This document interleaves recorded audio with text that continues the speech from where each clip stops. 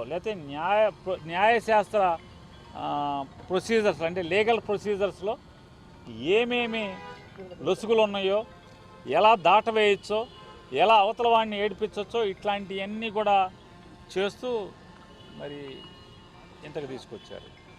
ఏం చేస్తారు? కొన్ని పారిపోతాడా రాజకీయాల నుంచి? మీరు చేసినటువంటి వేధింపుల వల్ల, అక్రమ కేసుల వల్ల, అక్రమ నిర్బంధాల వల్ల, లేదా ఉద్దేశపూర్వకంగా అతని ఆరోగ్యాన్ని కుళ్ళబెట్టడం ద్వారా ఏం చేస్తారు? రాజకీయ జీవితం నుంచి, ప్రజా జీవితం నుంచి, గన్నవరం రాజకీయాల్లోంచి, గన్నవరం ప్రజలకి సేవ చేయడంలోంచి ఏమైనా పారిపోతాడా? పారిపోడు కదా. ఏం సాధించారు? ఏం సాధించారు?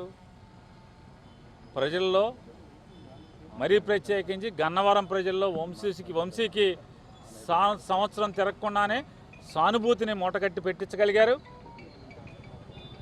మీ పార్టీకి మీరే గొయ్యి తవ్వుకున్నారు.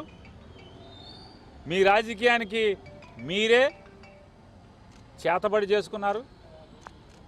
ఏం సాధించారా అంటే సునకానందం తప్పితే ఏమి సాధించలేదనేది అల్టిమేట్గా రేపో మాపో లేదా 4 ఏళ్ల తర్వాత ఖచ్చితంగా ఎవరెవరైతే దీంట్లో పాత్రదారులు ఉన్నారో అందరూ కూడా తెలుసుకుంటారు.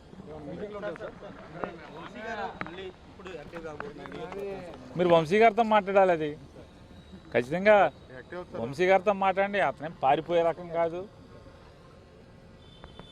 ఎక్కడికి వెళ్ళే రకం కాదు. గన్నవరం ప్రజల మధ్య బతుకుతాడు. గన్నవరం ప్రజలకి సేవ చేస్తానే చివరిదాకా ఉంటాడు.